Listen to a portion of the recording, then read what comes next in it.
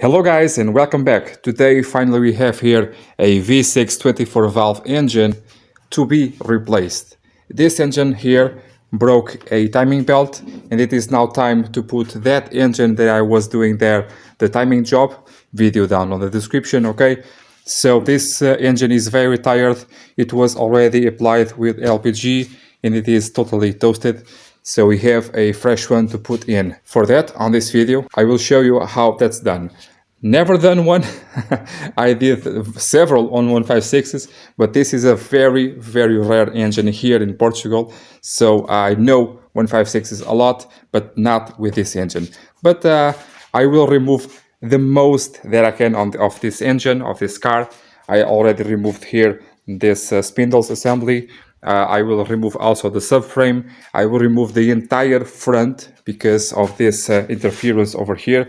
Yes, I will lower the engine, but I want to make sure everything goes smoothly and I do not have any surprises. Speaking about surprises, this car here does not run for a long time, and I want to make sure that the radiators and the hoses and everything is in absolutely perfect condition before I start the car. Do not want to leave anything to chance.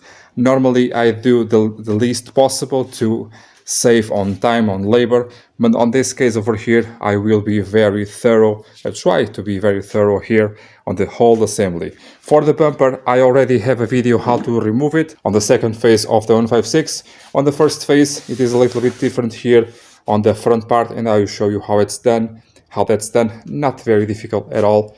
Just I wanted to show you. Okay, so I will remove the bumper because I want to remove here this cross member, and for that gives me the possibility to remove the radiators up. I do not like to move them down, and even with that possibly I have to remove the lower cross member, but really I want to do everything without having any doubts.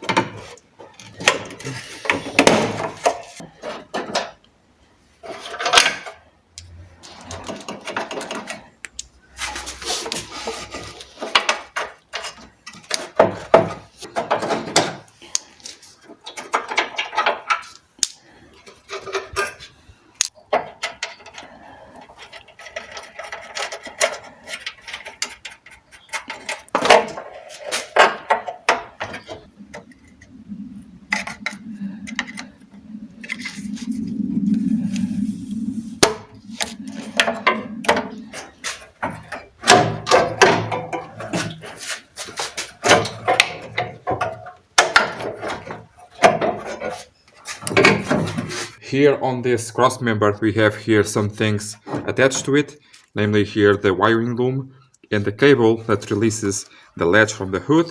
That cable here is held on with two bolts, one over here, another one over there, 10mm head.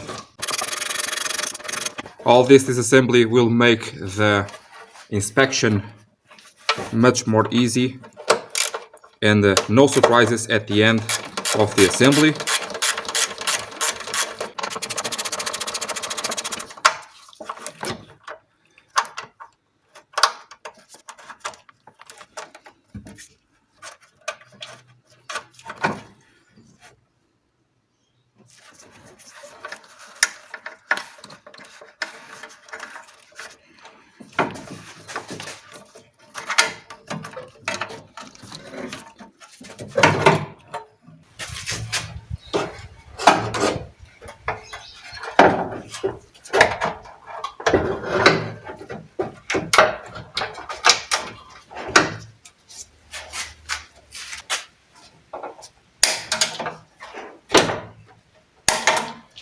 This is not original. The wiring loom is not held on with these two zip ties.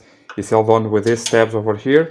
I have to remove the tabs on the assembly and reattach them with the cloth tape as it was to begin with. By the way, if you want to modify the front of the car from the first phase, which is this one, to the second phase, you have to do this exact job. You have to take out the bumper, the headlights, the cross member, and also here the wings are different, okay? Also, to replace here the radiator for the engine or for the AC, this is the way that I like to do it. I like to take it from the top and pull it up like this.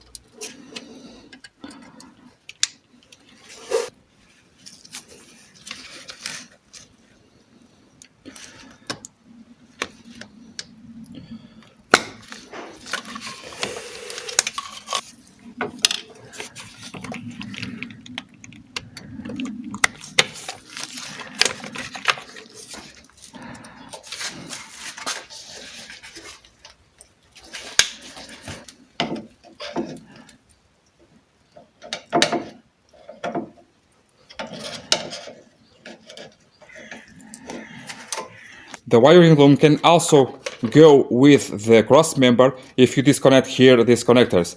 But as it was in the wrong place and it was not attached correctly to the cross member, I decided to do like this and also to inspect once again everything.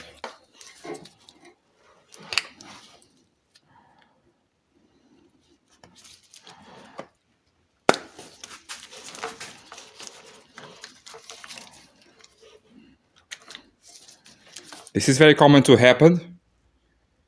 A burnt terminal over there and over there too. This will go to the fans, so we have to take care of this.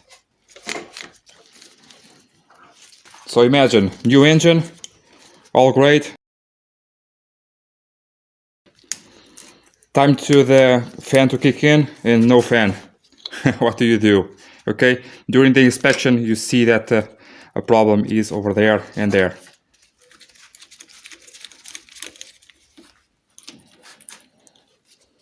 I will put a different clamp. This one is not in this position. Okay.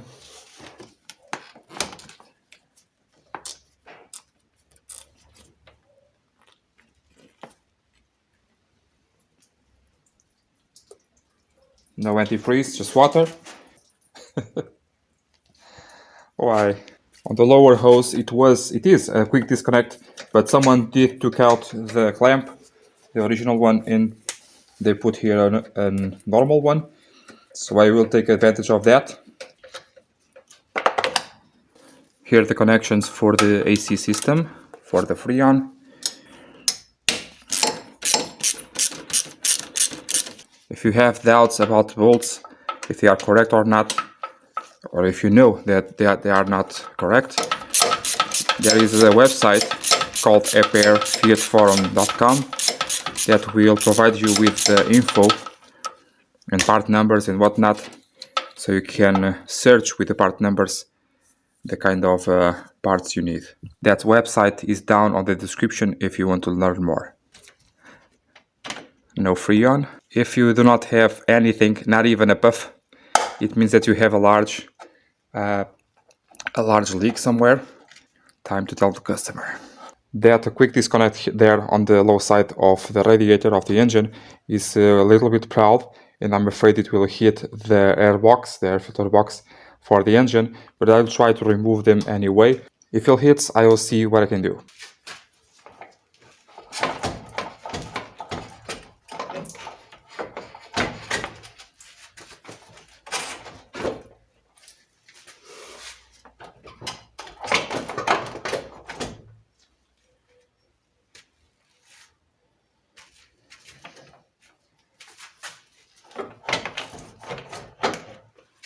Oh, it hits a lot. So I will remove the air filter box and the battery tray. I could take this out in two, but I will not, because I want to do this outside of the car. Or maybe not. Okay, I will remove it as is. This one is not in the correct place. I will remove this right now, okay? In this way, if you want to remove only here the radiator for the AC, this is the way to do it. Two 8mm head bolts, or screws on this case. One over there, another one on the downside. On the other side, the same thing. One over there, another one on the lower side. On the diesel ones, this is possible to do like I was doing because the engine is not so big. And it is possible to do. It moves. The hoses are off. Just pull it out. Inspect it. It's not very easy, but sometimes you can see corrosion. And this one seems good. Oops, corrosion over here. Lots of it. This being 30 years old and taking advantage here of the labor, I will ask the customer if he wants to put a new one. And also here the radiator one, the radiator for the engine, the same thing. If it is too clogged up, normally they are on the low side, I will recommend a new one because it is 30 years old after all. And if it is too cloggy on the inside or too rusty on the inside, I will recommend for a new one. Now we have here two more bolts on each side to hold down to the shroud. And three more on the low side.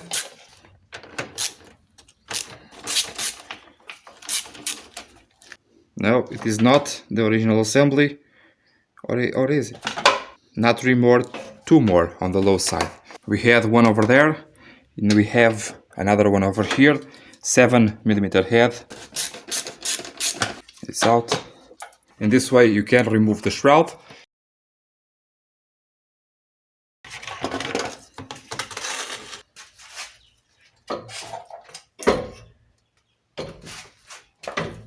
Oh, it's heavy. Not a good sign. Oh, this one is different. For the cleaning and checking of the engine radiator, I already have a video for that on my 75. It will do for all makes and models. It is down on the description, okay?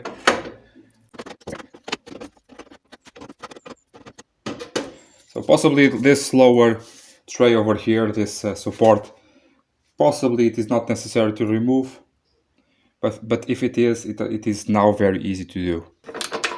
I will take out the air box cleaner because I want to see if it is broken or not, and I want to see also if the filter is good. And this atmospheric pipe over here has to come out. It will come out like so. But it is all okay. The filter seems recent, but a bit strange.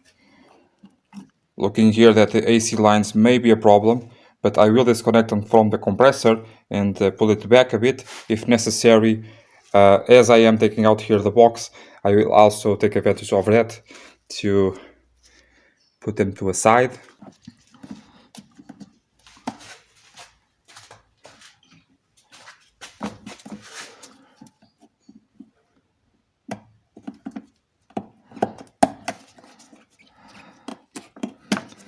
This here is the ground cable. Very easy. And yes, I have a disconnection over there for the AC lines. It has no nut on the back side.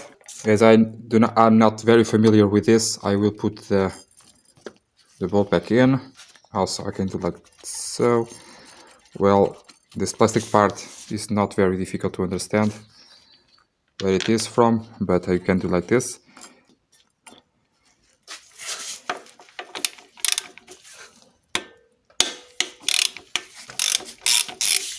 These bolts are usually stuck on the threadings. On the diesel they are because they are faced up. In this case it is just like new. Again, it is more familiar to me now, but Now the hose comes off. More familiar to me now, but I will leave it in place the same. If I have problems with removing the engine with the bolt over here, I think not. I will remove it, but for now it is just like so. Take out the wire, or not, but I will.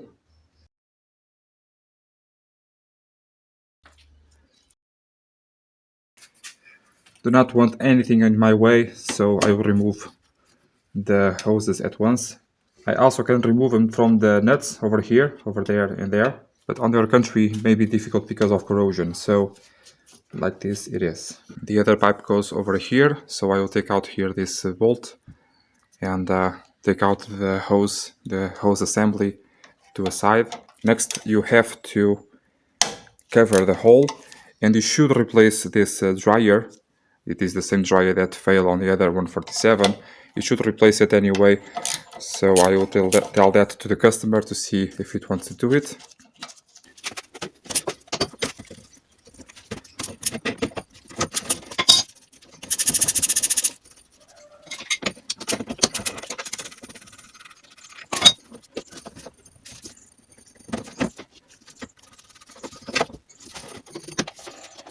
This oil is normal to come out. And it's very acidic, so be careful, okay? It's very bad on your skin.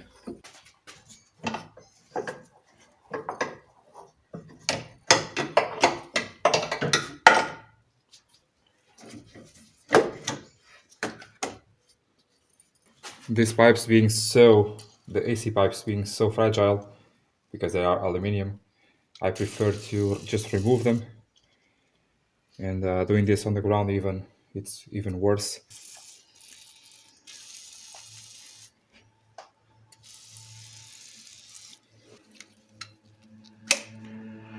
Inspect the plugs.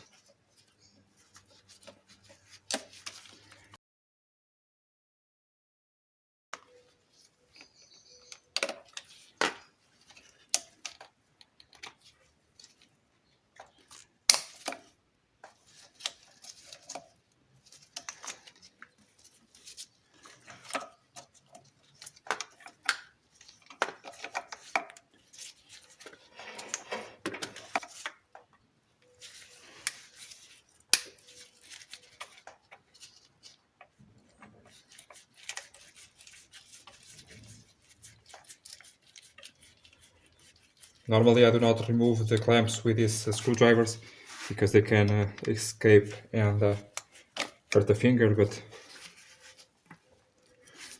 live on the edge, right? So, creating space here to take out the upper radiator hose.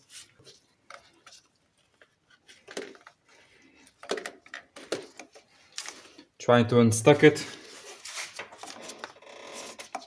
On this version of the 24 valve, the thermostat is on this side, which is weird. I will remove this altogether, the bracket, okay?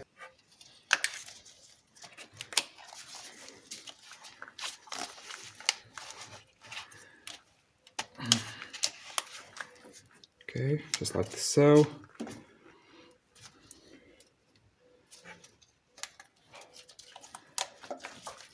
Everything can come out. This is very easy. Very nice. Very cool.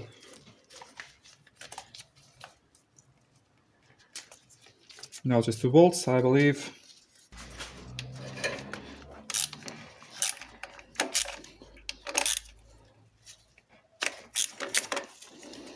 Always keep on your mind that the more do you take off, yes, the more that you have to put back in, but the more you can inspect. And this way avoiding surprises or bad surprises. Like this washer is not from here, for example. I have to put a new, the correct one. Unless it has one of the holes that is bigger than the other one for adjustment, but it has not, so it will do for a new washer.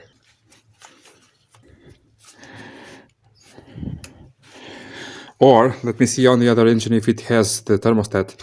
If not, I will take out from the 3 volts. But again, I wanted to inspect this, but not at the risk of tearing up the hose or cracking the flange. Yes, I know that another tool exists to put underneath over here and try to break off the seal, but I don't have it still. So if you see if you see that you are having problems taking off with a pair of pliers, try to do like this. So raise it up, a bit of lubricant. The other engine comes with a thermostat, so I really have to take this off. Here we go. Very nice. Very nice. This means that I can use again these hoses, at least so far.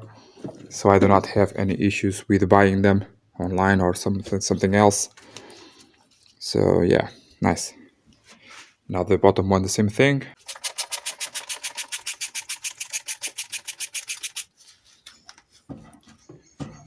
This one not so much. I have to take care of this. Normally this happens because of old antifreeze or different types of antifreeze. And also water. If you use water, it will react, and these are the minerals of the water that create this. Now the hose will come off with this connection over here, but this is the original connection, and I do not want to mess with it because it is ugly to put in universal clamp for me. So I will remove this altogether and take out here this hose from the other side, and that way, again, inspecting everything. On the engine side, it is a clamp just like this. See if this channel over here is not clogged. Normally they are on many engines, makes and models. This will create an effect of failing head gaskets over here, okay? Beware of the large washer. On this side, the same thing. This car had LPG, so I have a deviation of the antifreeze to the LPG regulator.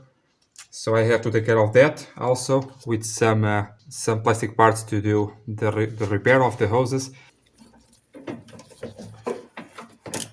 Because this car no longer will have the LPG.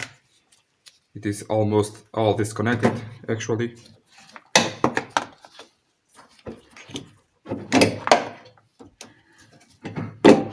Also, the more you disconnect and disassemble, the more you get to know the car, so it is for the best.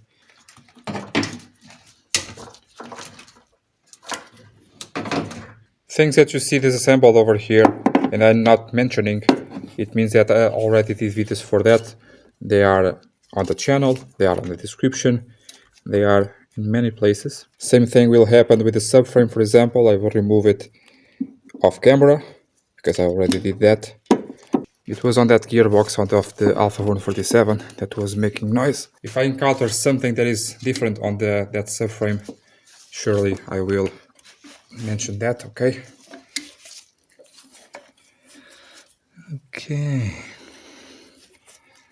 Don't know if it is really like so, but okay. So this lower one is not to disconnect from here, it is to disconnect from there. Yeah, because this one is a metallic pipe and it has a deviation to the outside of the engine, to the back side of the engine. If you are feeling that is difficult to do, take a second guess, take a second look, like I did. And I found out why it was so difficult. It is because it is not from there. This is the deviation to the LPG system. I will remove it at once. It will help me out with this assembly, and also I do not want any remnants of that.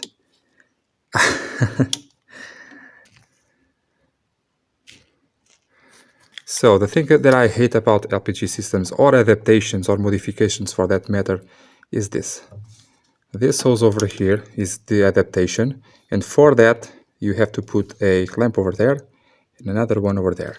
Both of them are rubbing against the hose of the hydraulics of the power steering. In a few months or years, you will have a leak over there, and you don't know why these cars are so bad, why this just only happens to me and whatnot. Modifications are always a bad stuff. For me, I really do not like at all modifications. Now I have a lot more work to try to remove them because the access is really strange and complicated. And let's see what I can do.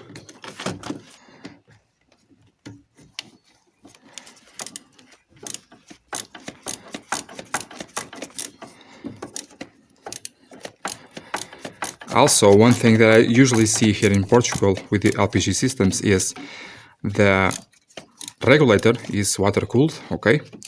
And that regulator normally starts to leak, also because of the lack of maintenance of the antifreeze, and it starts to leak the gas, the LPG itself, into the coolant system. That is not cool.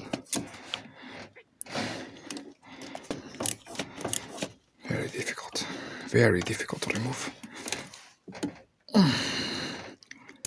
In placement of these T-shape accessories, I will put some normal connections, and I will have to use the clamps, but I will put them in another position just to be safe.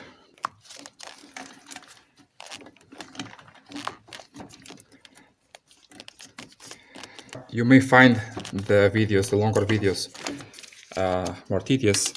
The experience that I've been having since middle last year and this year is the longer videos have a lot more audience.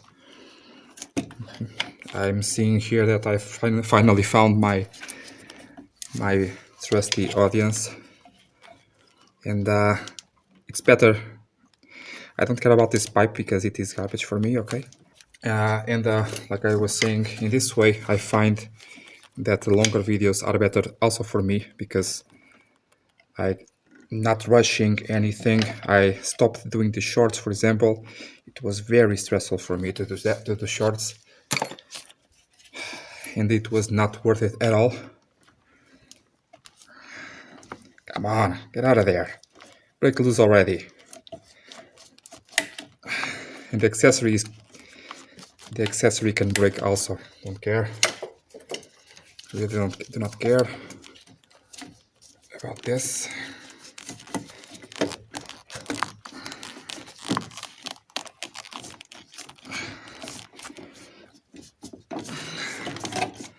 It's off.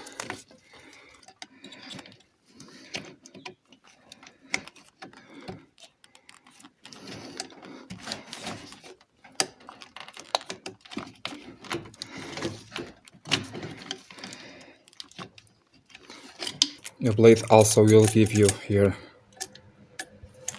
a faster job, but beware of the rest of the components and your fingers.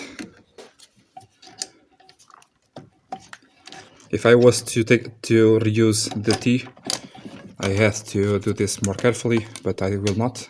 And with this, finally,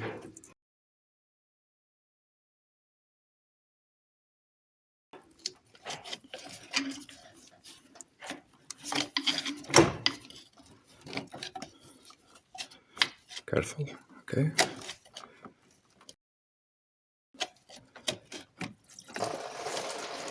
It's out. So these hoses will stay with the body of the car. Meanwhile, the engine will come off, I hope, without the hoses. Disconnecting here the main power cable that goes to the starter and to the alternator.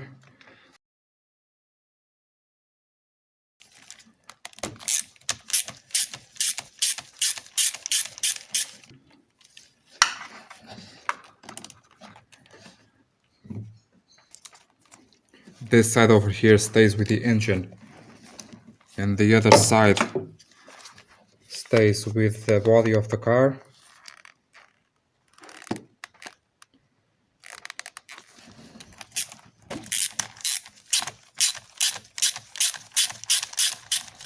And you have also a connection on the underside of the ABS unit. This way all of this wiring comes out with the engine in one go.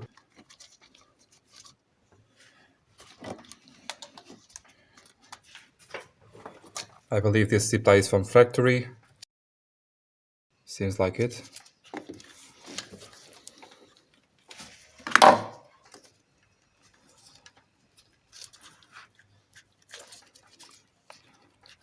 Possibly I have to transfer all of the engine wiring to the new engine, but that is not a problem. Inspect everything, everything is nice. Like I said, the general idea is to everything that belongs to the engine stays with the engine, everything that belongs to the body stays with the body. Just like on most 156s, this is the serpentine for the power steering fluid, and you have these connections over here that you can disconnect in order to remove or replace the liquid.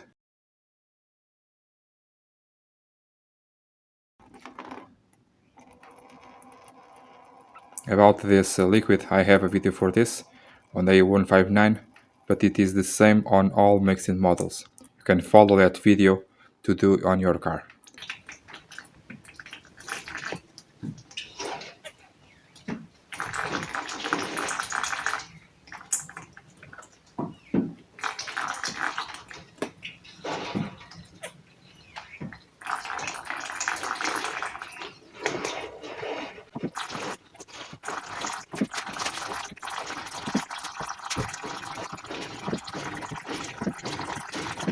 These are the power steering hoses that go to the steering rack.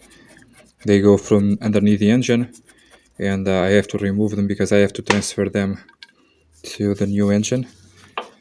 And in order to remove them properly, I have to take out the subframe, and I have to remove it anyway.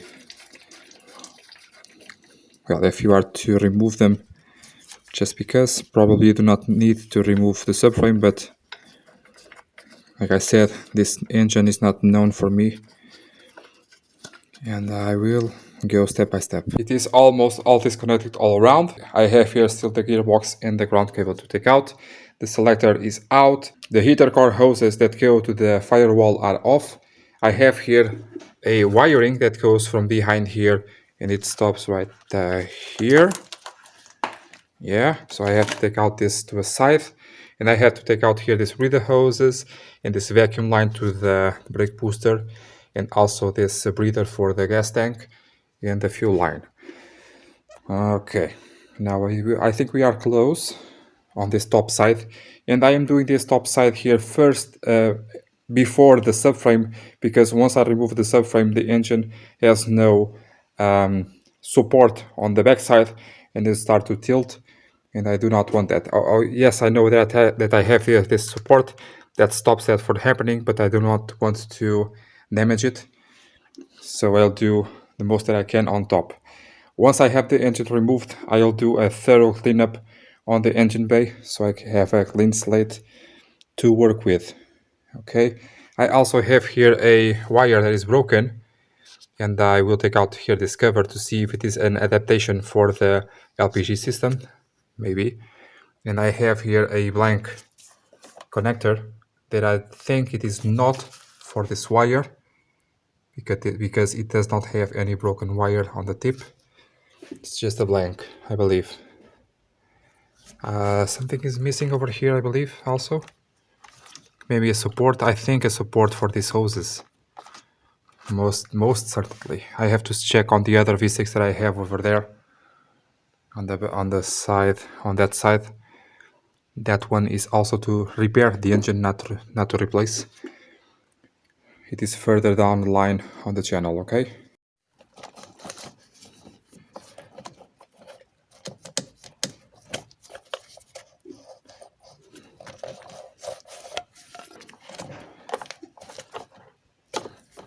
If you have breather hoses that are cracked like this one, not like this one, but all the way, you will have problems with idle.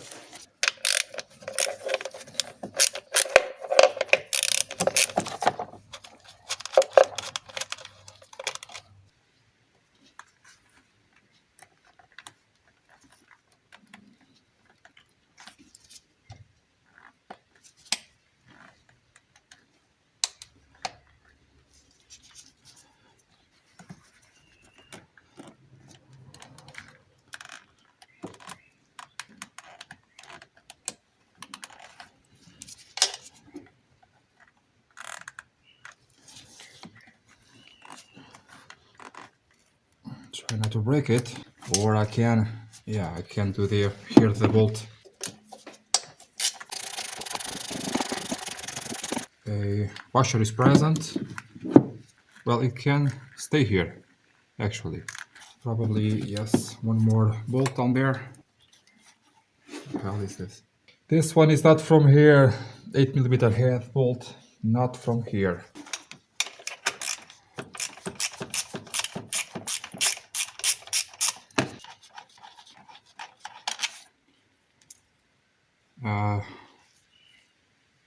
I think it's not from here. Maybe it is. Maybe it is.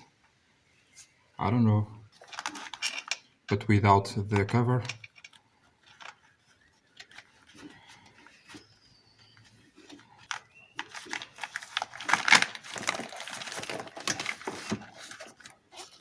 Oh, I see. It's stuck on there. No worries. The engine will go down, so there is no problem, I believe.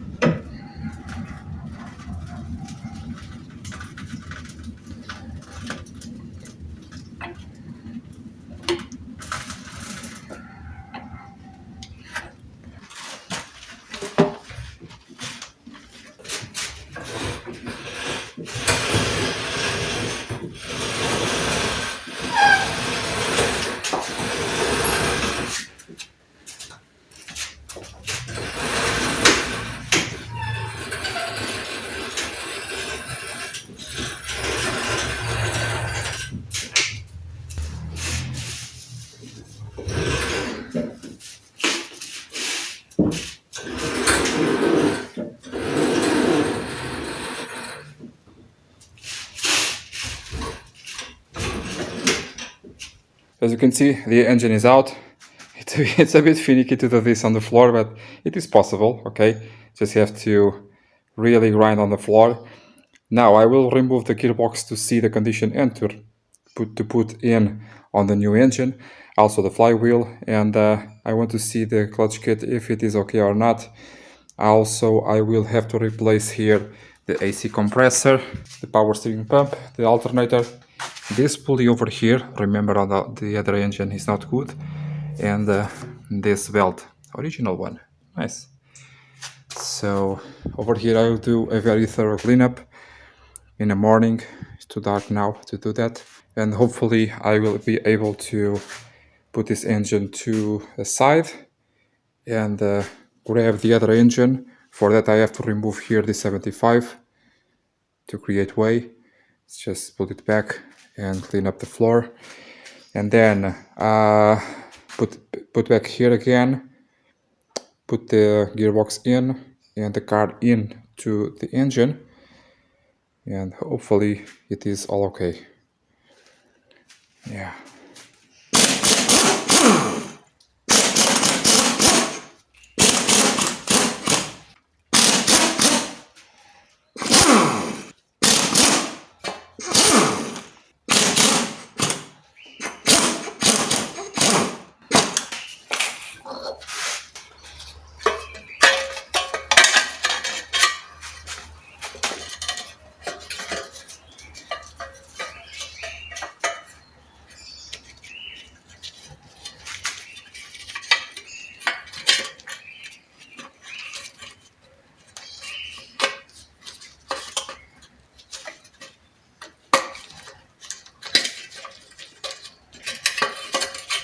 Next I will need to take out there the starter, or the bolts of the starter, And for that, the top one, I think I may be able to reach it through that side of the alternator, and the alternator is in the way. I have to remove it anyway, so probably we go to the other side, take out the accessories, and then come back here to the gearbox. What do you think?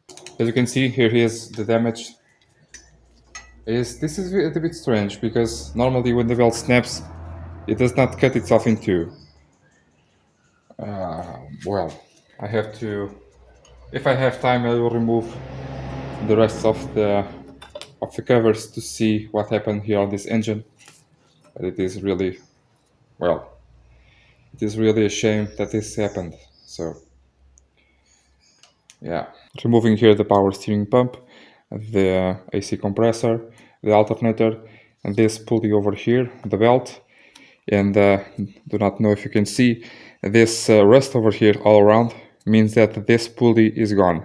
It means that this face and this face are spinning, are not joined together anymore with this vulcanized rubber.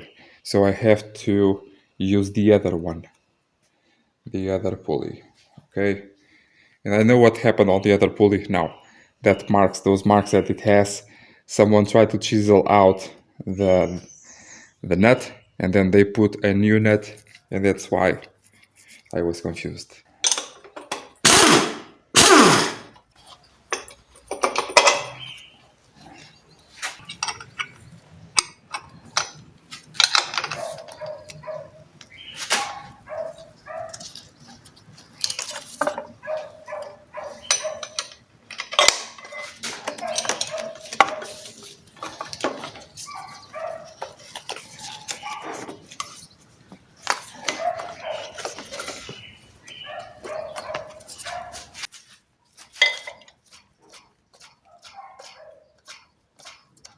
It's not perfect, but it has no play.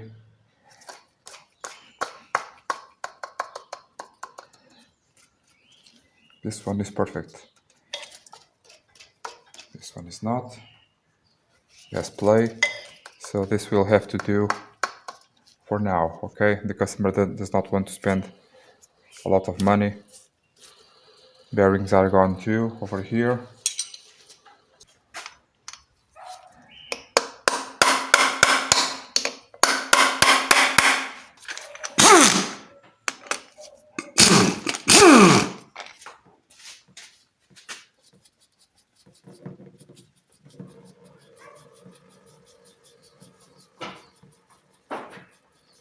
Creating here more space, because I will have to remove the wiring also.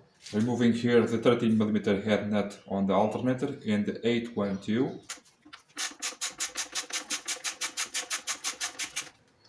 You should do this before removing the bolts that go to the alternator over here. Save the nut and washer on the same place.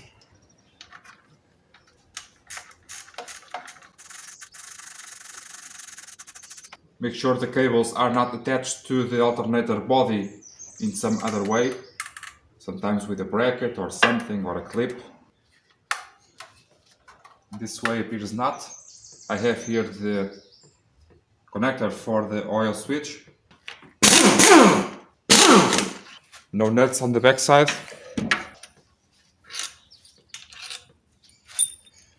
Two bolts with some washers. Save the bolts to insert on the, well, on the new engine. to back up here this captive nuts, if I can say so. And I already showed you how to do that on the channel, so I think it's not necessary to show you again.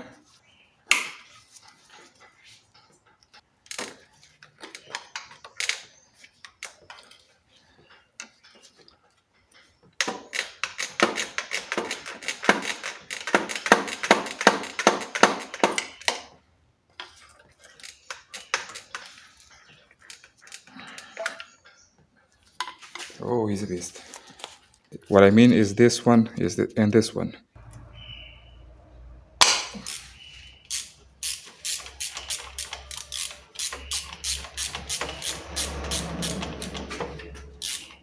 I know this is not the way to do it. You have to take out here the manifold and whatnot, but I have the engine held on by the manifold, and I do not want to mess with that right now. On the assembly, let's try to see if I can do it like so. If not, I have to remove everything. But at least now I know I have the bolt off, and then with the gearbox off I can do possibly remove everything else. On that engine that came, it seems to me that they did it like this also, so I tried to do that.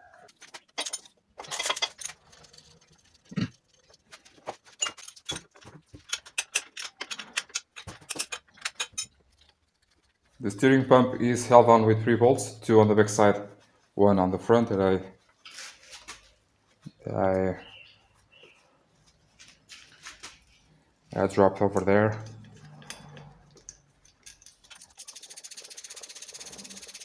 No nuts apparently. So the bolts are all different. Yes, they are all different. On the back side, 1 long, 1 medium, and on the front side, 1 small. Whoa.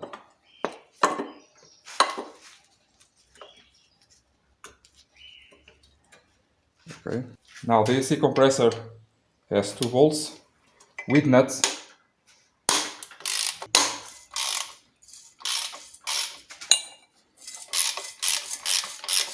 Slightly different from the ones on the other engine, the bolts. So I have to see if this compressor goes in there. If not, I have to replace the support of the compressor, this support to the other engine, and hope for that works too, right? So washers and nuts. Oh no, they are okay. They are the same, but they appear to be different because I have a sleeve over here. Just like on the alternator, it has a sleeve that you have to push out before getting this on there.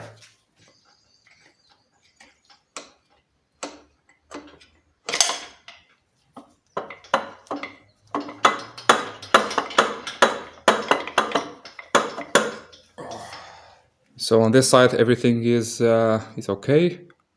If I recall, everything is out of place. I will remove the shaft, 3 volts over there. I showed you on the other side. In that way, I can do the gearbox. I can't remove this after the gearbox. Okay, just a matter of choice, after or before. So I think we are really close. If the clutch assembly is good, I can put back again everything today, which is really nice. For the video is the same because it's all on video, but for my organization here on the workshop, it will be great, very good.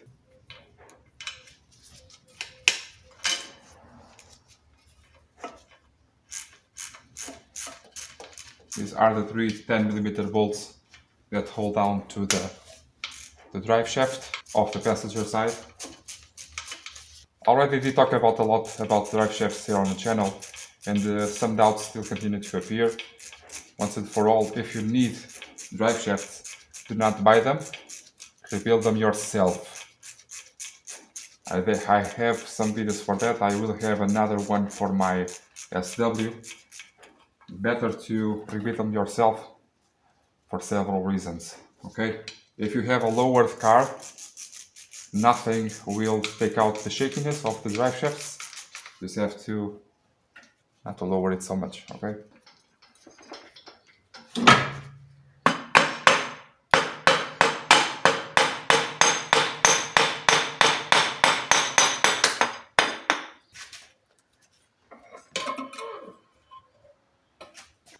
The center bearing that goes over here, so far on these cars, on Alfa Romeo and Fiat Group, I never so far have seen a failing bearing over here.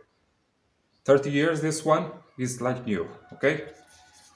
So check that out every time you do this job. Now the removal of this gearbox is very similar. Very similar to the one on the 164, the V6 turbo that I did on the channel last year or 2 years ago. I'm not quite sure because I'm recording here this video in 2023 This is September of 2023, and this video will come out in June 24. So the 164 was in 22. This is very awkward. So it is quite the same, okay? Quite the same. I hope everything is nice. Not quite. I have to do. So it has an 8mm hex bolt, just like with the 164, which is really, really awful. Okay, let me try another thing.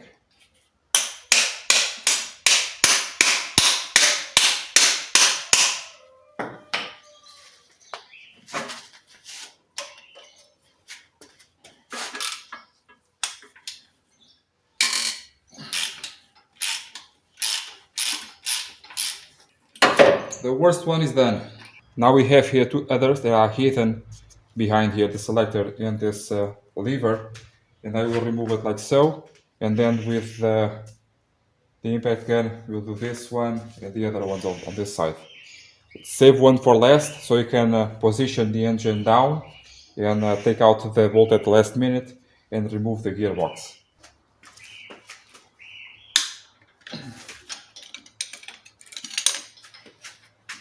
Is this safe to do with the engine hoist? No, absolutely not. But what can I do, right?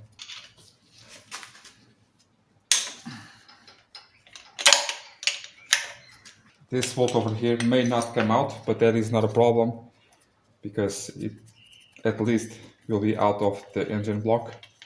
It can stay like this, okay? No problems whatsoever.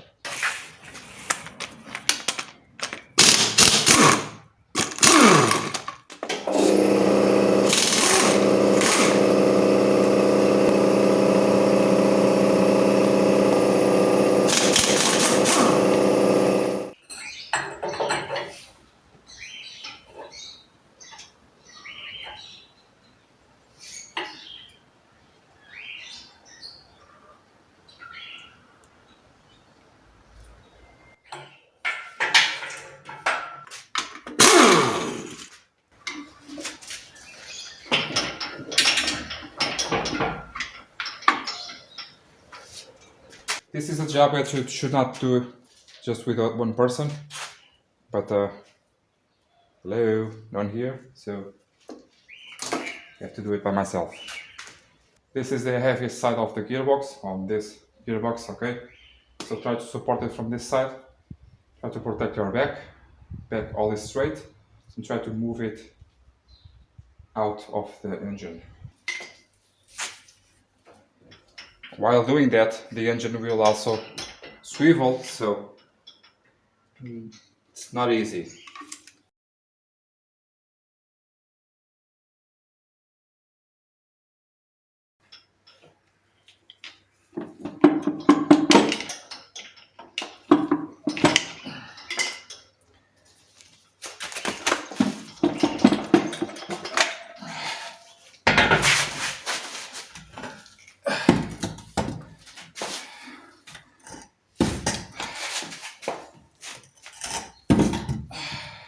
Not so bad. Not bad at all.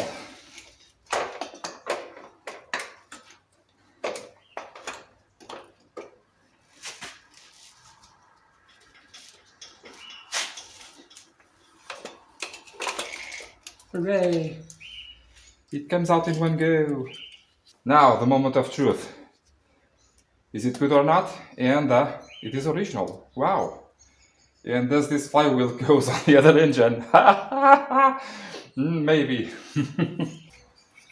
I will use here this throwout bearing, which is very filled up with grease. Not so much is needed, okay? I have a video for that. It's doing great, actually. Wow! That video was so, badly received at first, but now, Jesus.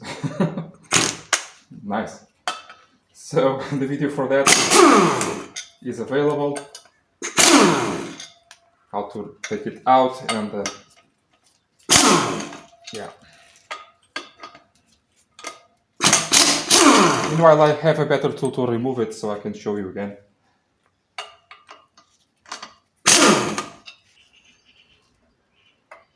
Try not to drop the disc.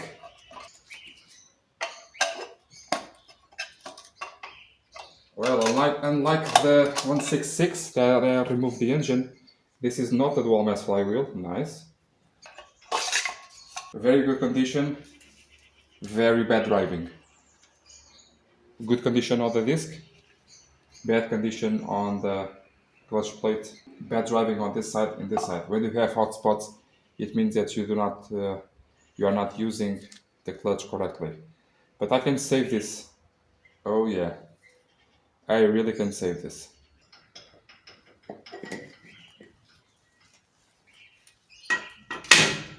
Nasty.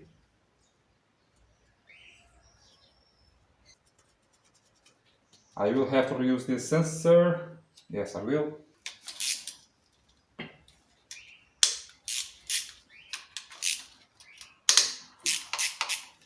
The areas where you have the dowels is the ones that go with the 8mm head screw, head bolt. Also have dowels here on this sensor. Save this. Now I will go back to get the other engine. I think it's time for that. Meanwhile, I will finish the recording on the timing belt of that engine because the tool, the extension for the clock just arrived yesterday, but on the video will go all in one go. If you want to see the video about that timing job, it is down on the description, okay?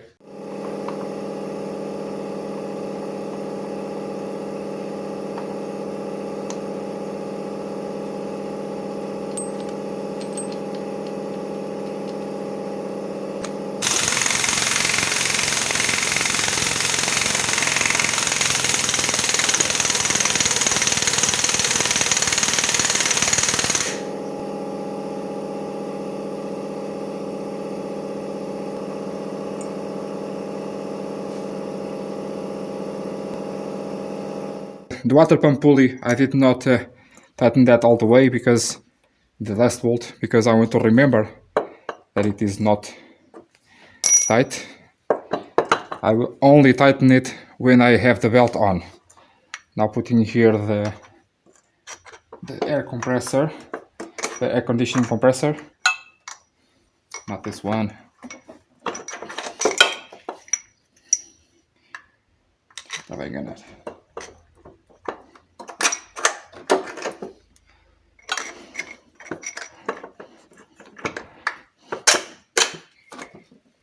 This one, it is self-centering, so no issues over here. Just do the two 17mm head bolts and nuts.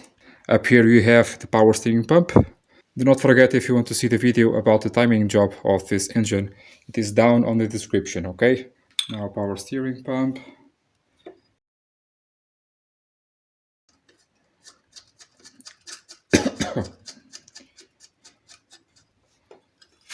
Next I will have to put the starter before the alternator because of that disassembly that I'm trying to do, or the assembly that I'm trying to do now. Don't forget, one medium, one long and one short on this side.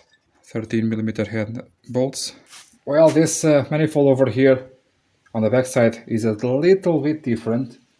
It just has an extra hole over here for a oxygen sensor, and I do not have a plug to put in there. So the easiest stuff is to replace one for the other. I really wanted to put a plug on there, but okay. At the same time, I will have more space for the starter.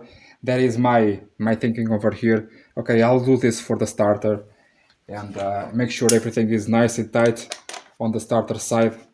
And okay, let's go.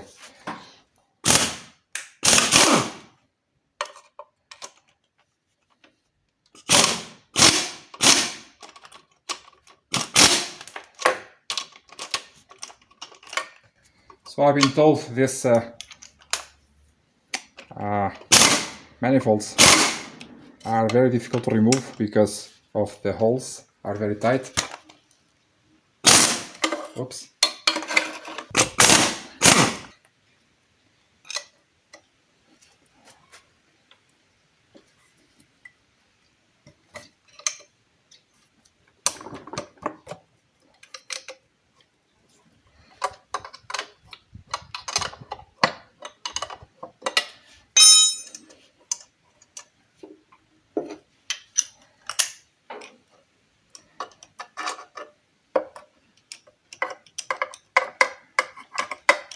I will have another engine like this to, well, that one is to repair, heads off. And I'm seeing here that I will have to remove the engine because it is mounted on a 156. For that video, the engine removal will not be recorded, as you can imagine, but the work of removing the heads and whatnot, of course, that will be recorded. It was that video that I did with that chemical testing of the head gasket. We won, okay. The court process was won with that information, and in that way the customer will repair the car. At least it will remove the heads to see if it is viable, and we think it is. So one more 24 valve on a channel, I guess. Gaskets are individual, like the 12 valve.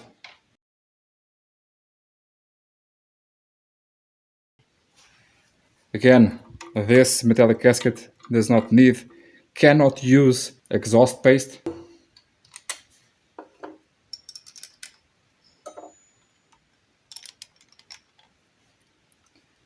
Now possibly here the alternator, then the gearbox, and then the starter. So same thing, I went to the vise to take care of these bushings.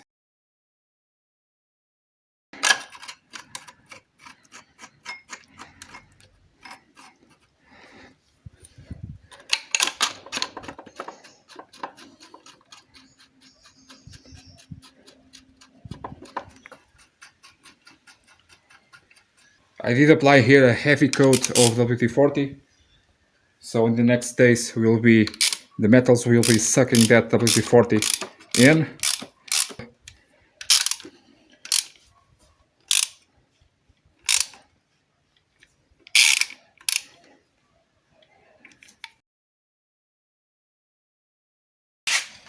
Let's see if I remember the way that it goes.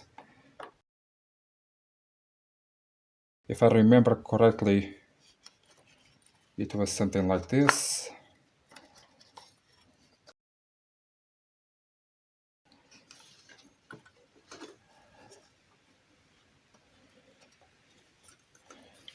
Too much? Maybe not. So let me give it another chance.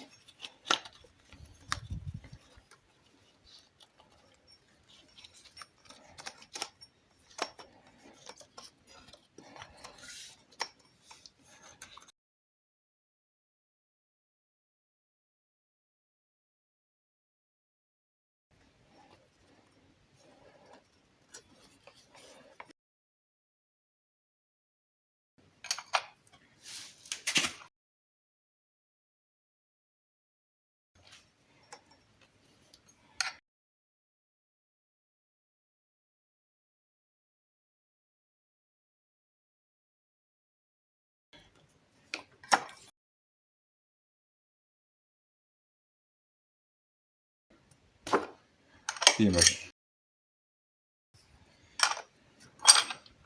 Not this one. So, yes. Well, very nice. Now the 310s. Not much of a tightening required. And this.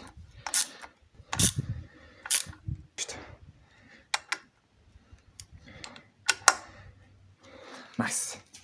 As you can see, the flywheel fits. Yay!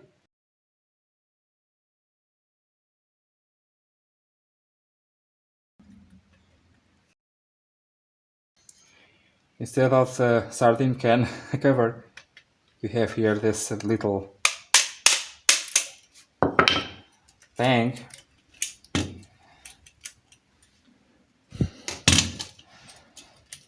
Three hands, please.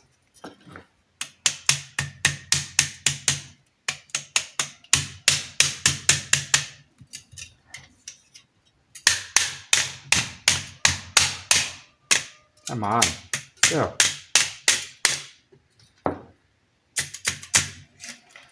I had a better one, but I lost it. But it is off. About the assembly here of the flywheel, I already did a video which that is there. It wasn't me. It was on the video about the replacement of the main seal on the 147 on the multi-jet engines and twin sparks and all of that. Down on the description.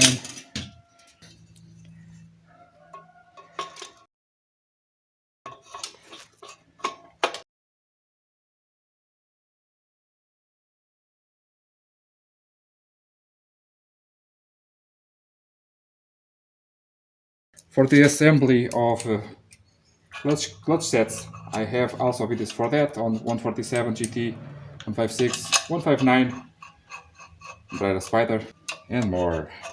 The assembly of the gearbox as well, and subframe, and all the components about that job. Just do not want to repeat myself, not to be very so boring for you guys. So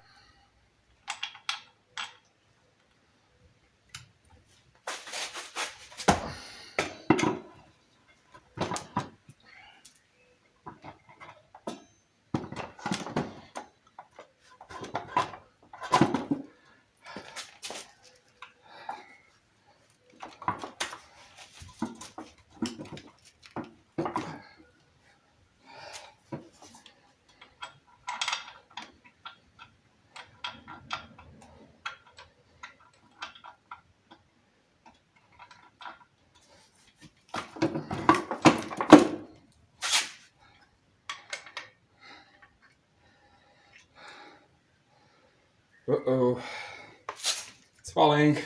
Just saw now that the thermostat is not the same, so I have to replace that. This engine, I believe it came from a 166, so and automatic, so not everything is exactly the same, but so far it is working.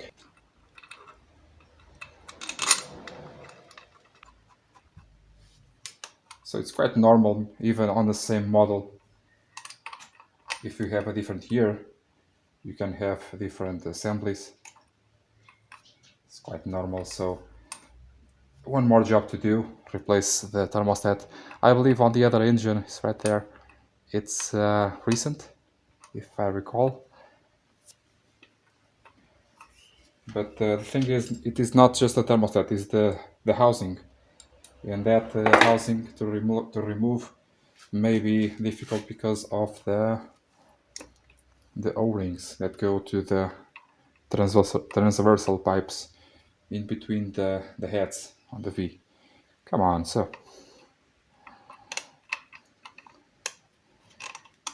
Yeah.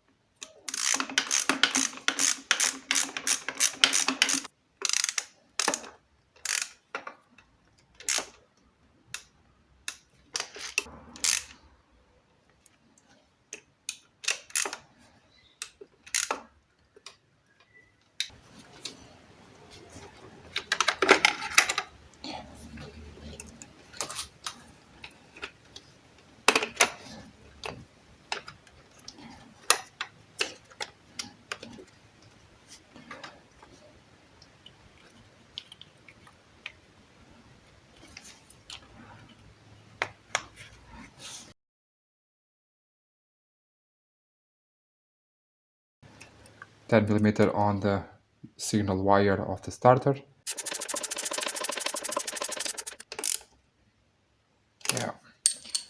now a 12 or 13 on the main wire. This wire comes from the battery, passes through the starter and goes to the alternator. Normally these nuts are special. They are lock nuts. Same story here for the alternator, nut and washer, and it is a lock type. And for the signal, the same thing.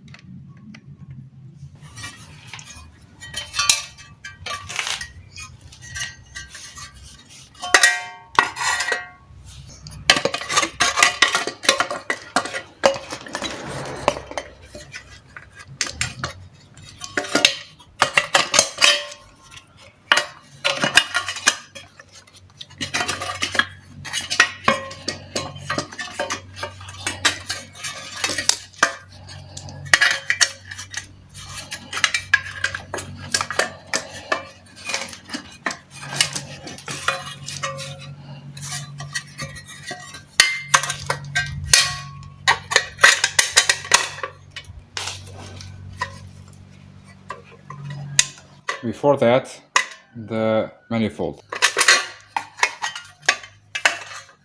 Yes? Come on.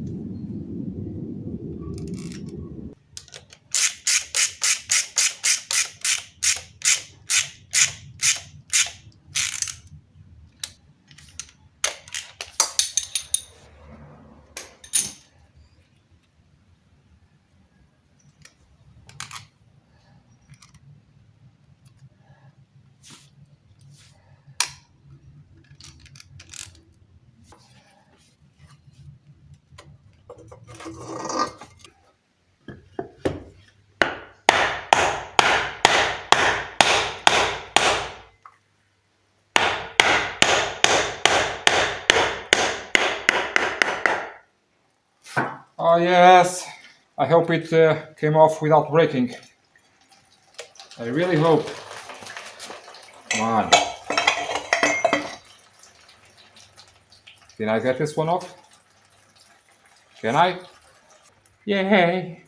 Well, I think it is okay. I think it is okay.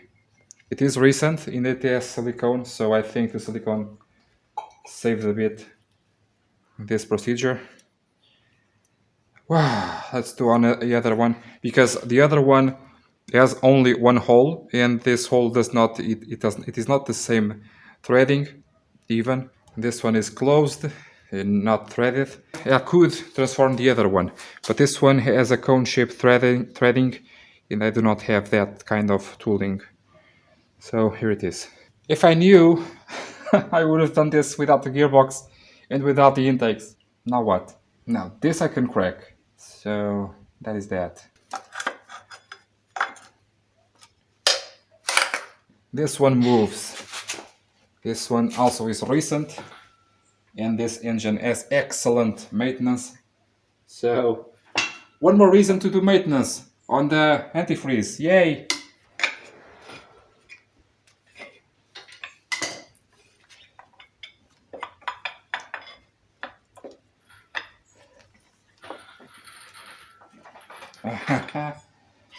I hope the engine does not come to the ground.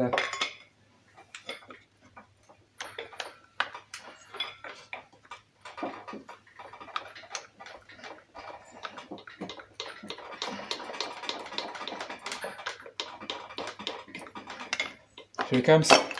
Yay! I'm saved.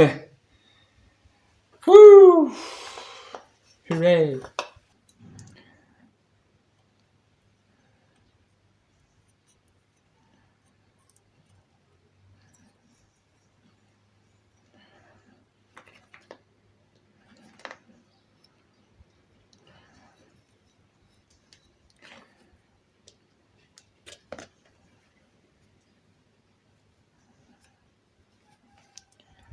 This solution is better than the 12 valve one where you have pieces of hose, small sections. I believe this is better. Well, this engine just keeps getting better and better with age. Keep better and better. No longer being made.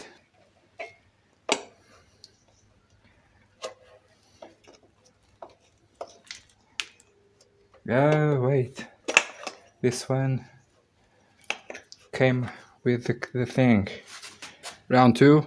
Look what I found on the inside of the thermostat. A big bunch of RTV. Look at this. Over there. While taking out the sleeve was covered with RTV and clogging the hole. I just cleaned the walls on the inside and it is like new. Oh god, please do not use RTV, okay? Especially if you are clogging more than half of the passageway. And it was loose already. A little bit more up on here. Look at that. Look at that.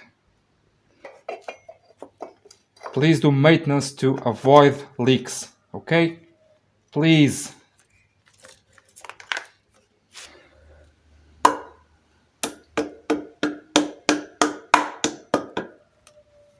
The sensor, yeah, the sensor is cool.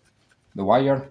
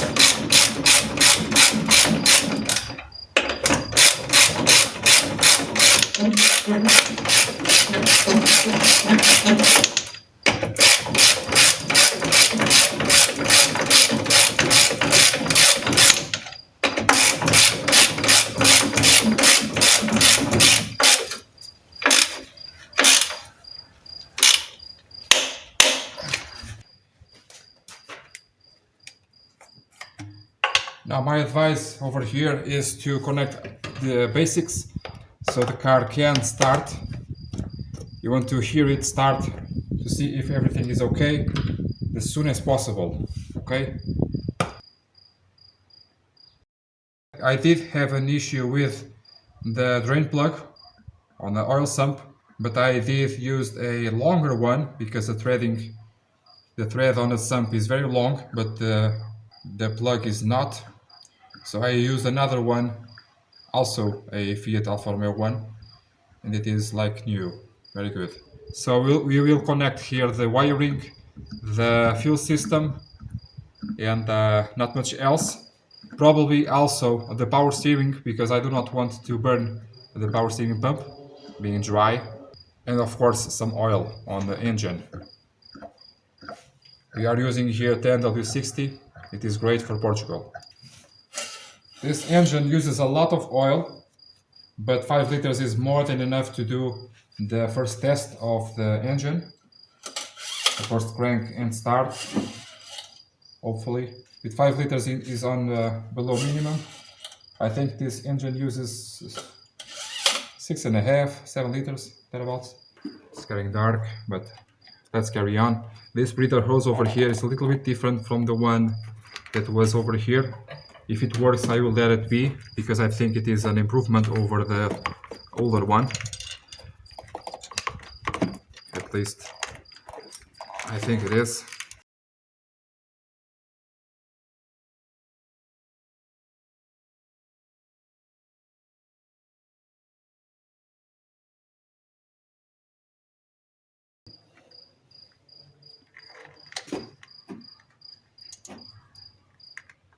Try to.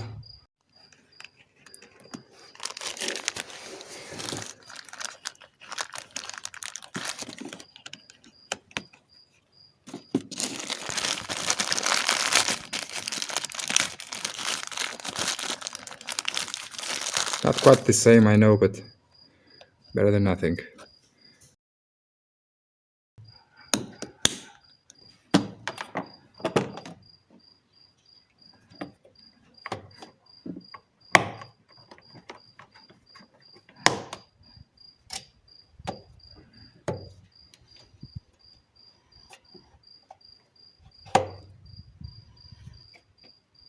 This manifold is a little bit different, and over here on this hose it had this thing over here, and I was able to replace it for the old one, so everything is nice. I wish I had an original one to put here, but I do not. Maybe.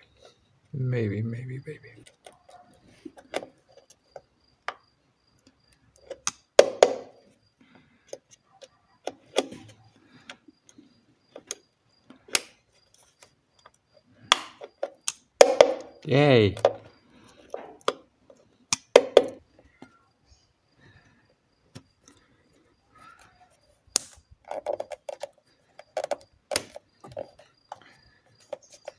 Like it a lot.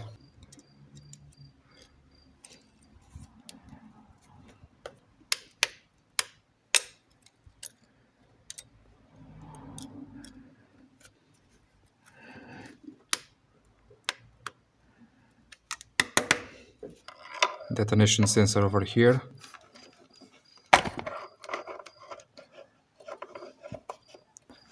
Hopefully.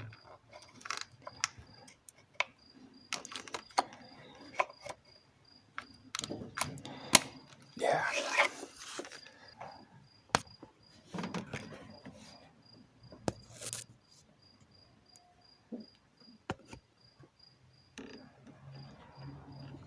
So now the holder thing of the wiring.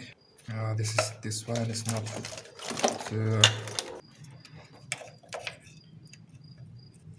I know that I had to take out this to take out the hose, but I hope here on the assembly it is not necessary to have that problem or that job.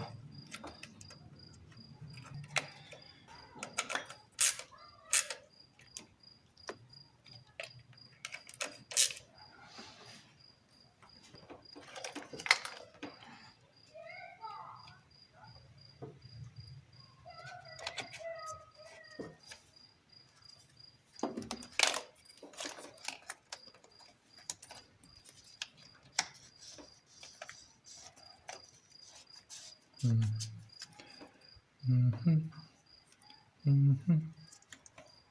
the same. Is it?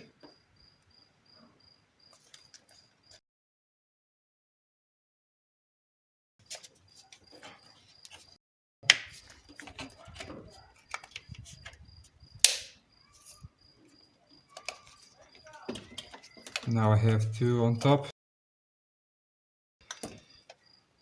I have two on the bottom side.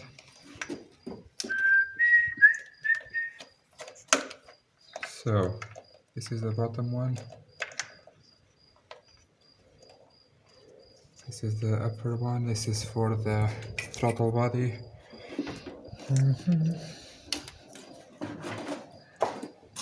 RPMs. RPMs are over here. If I recall.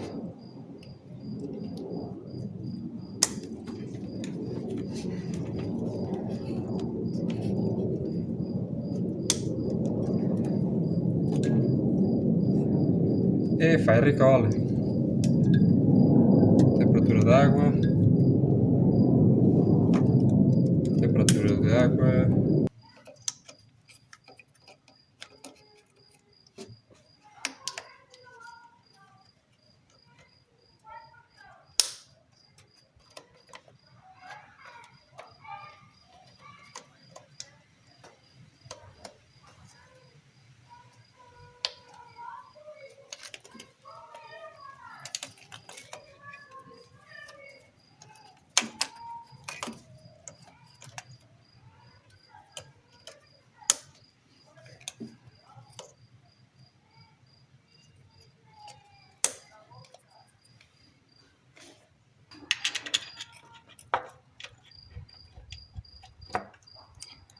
Beware of the gasket.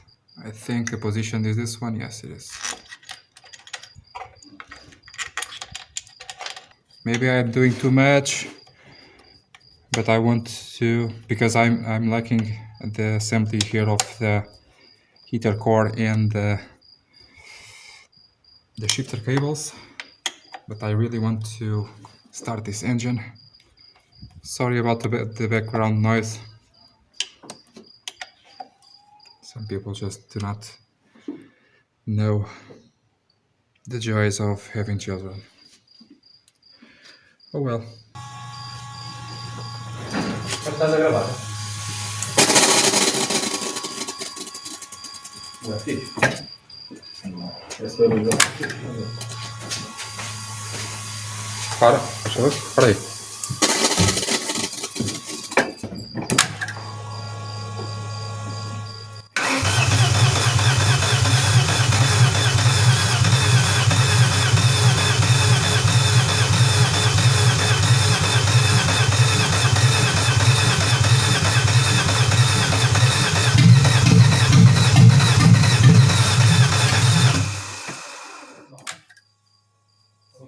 São duas hidráulicas que estão descarregadas.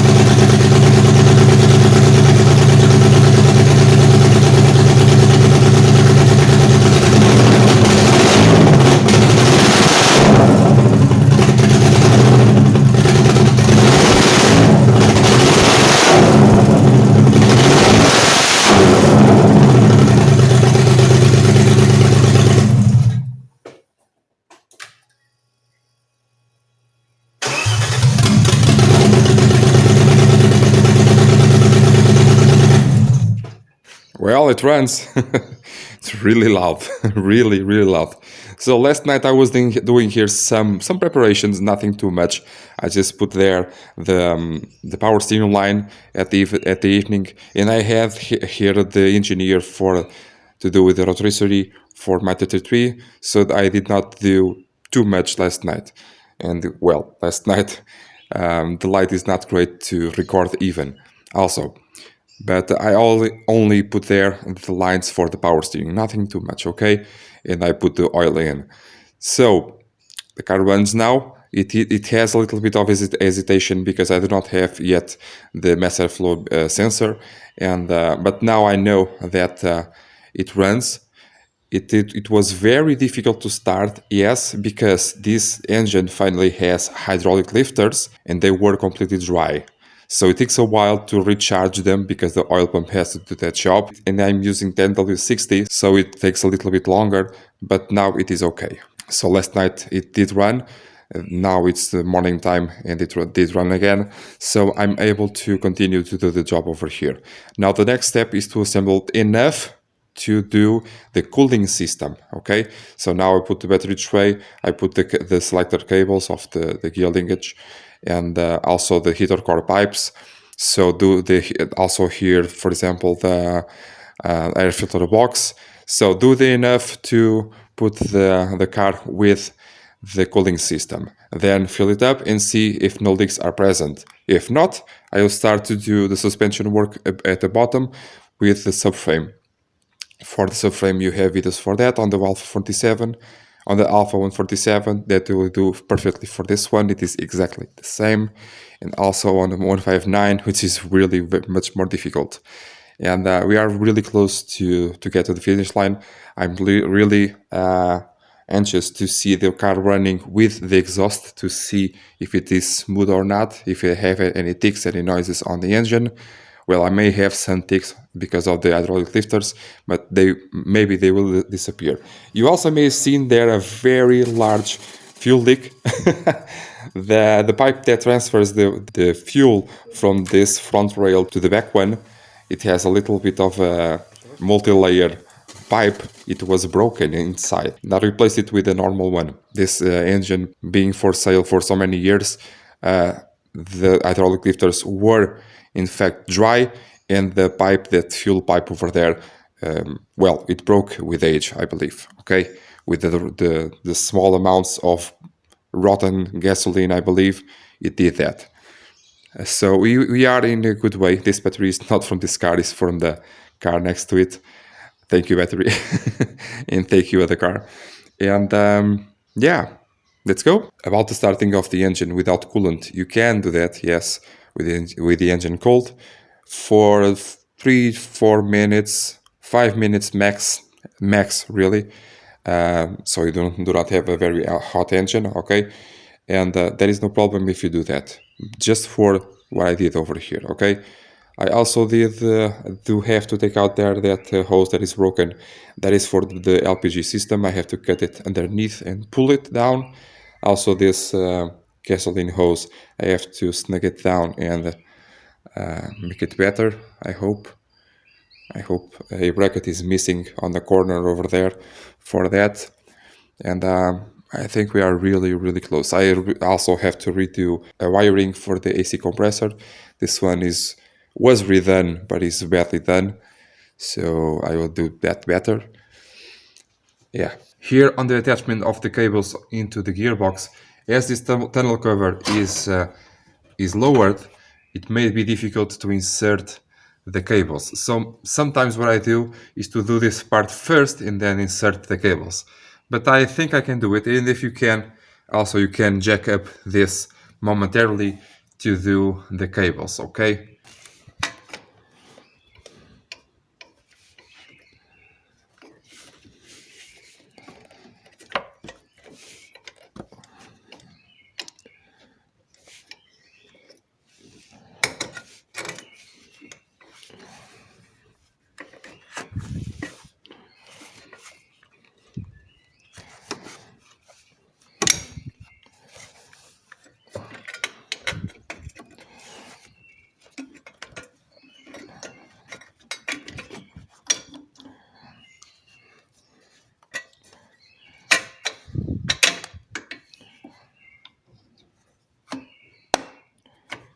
this version it uses washers.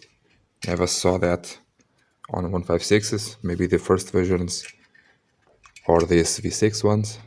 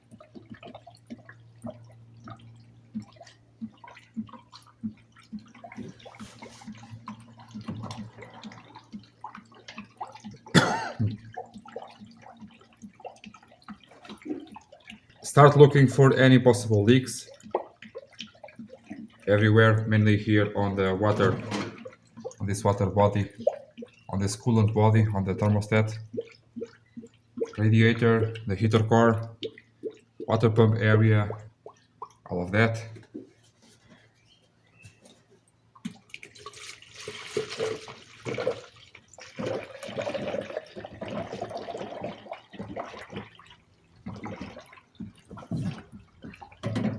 This car really uses a lot of coolant, very close to 10 liters.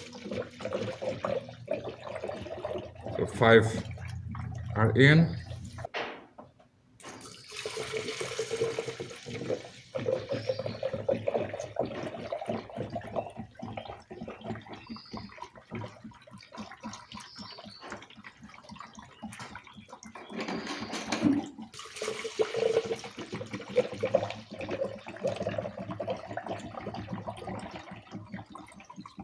Now start looking for the lead screws. I know I have one down there and another one on the radiator.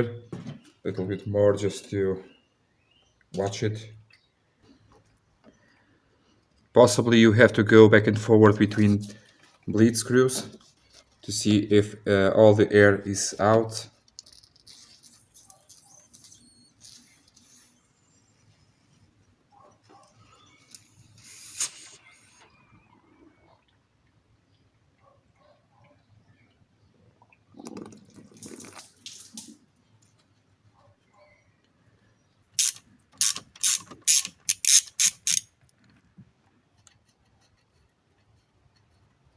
Careful not to lose the screw and the washer. So I can feel the water or the coolant, which means that is good.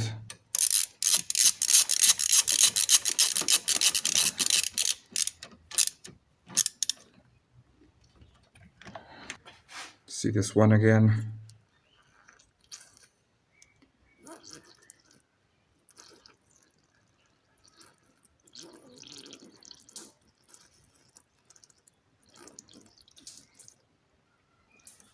I think it's nice. I think it's good. Meanwhile, the level of the reservoir is excellent.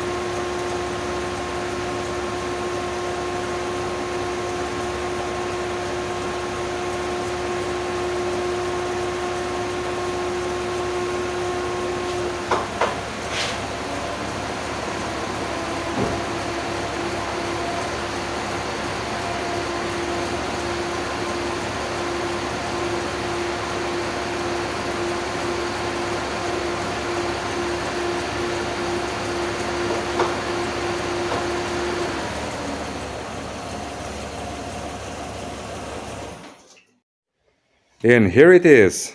The V6 24 valve is alive again. Everything is very nice. I already drove the car for a bit. It is really, really punchy. And the condition of the car is also so-so. Remember, this car was to be on the junkyard and it was saved by someone. I have new brakes on the front, as you can see. Also new brake lights, front and back. The rear ones were clogged. The front ones were completely torn apart. I already have videos for that. On the interior, it still needs some love. But now that is for the customer to deal with that. Really ready to be delivered to the customer. And now I have one problem. It's always like this. So sometimes the car, when driving, loses complete response to the throttle. Not really the throttle, but starts to misfire almost like the 164. Almost. It has one fault code, just one fault code, that is the oxygen sensor on the exhaust. I will try that. I did try with the connector off. It is the same. Sometimes the master flow meter does that symptom. I tried with that off. It is the same. So that is another adventure, but will be for another video. I really hope you liked this very lengthy video. I really hope you liked so far everything that I'm doing on the channel. And down on the description I have links for helps for the channel if you are able to do so, and I have links related to this one. To everything that I did not show on this video will be down on the description. More videos, more links, more playlists related to everything that I do or things that I did not show on this video. Okay, really guys, I'm really glad you are with me so far, and I see you next time guys. Bye.